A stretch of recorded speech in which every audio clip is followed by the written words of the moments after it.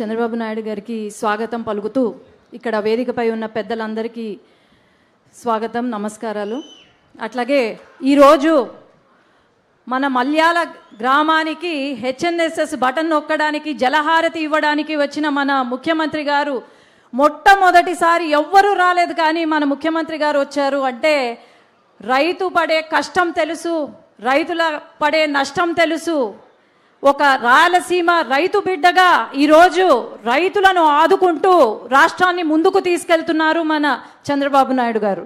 అట్లాగే మనం గమనిస్తే గత పాలనలో అసలు రైతులను పట్టించుకోకుండా పక్కన పెట్టి మరి మనం అధికారంలోకి రాగానే వెంటనే హెచ్ఎన్ఎస్ఎస్కి దాదాపు 6 లక్షల హెక్టార్లు ఏకర్స్ పారిచ్చే ప్రాజెక్ట్ని ముందుకు తీసుకెళ్తూ ఎంతో మంచి పని చేస్తున్నారు సార్. అట్లాగే ఇక్కడ కొన్ని ఇబ్బందులు ఉన్నాయి సార్. ఏదైతే అలగనూరు ప్రాజెక్ట్ అది ఇంకా పట్టించుకోని పరిస్థితిలో మీరు వచ్చి దాన్ని ఆదుకొని ఇక్కడ శాంక్షన్ చేశారు. ముఖ్యంగా దానికి ధన్యవాదాలు తెలియజేస్తున్నాను.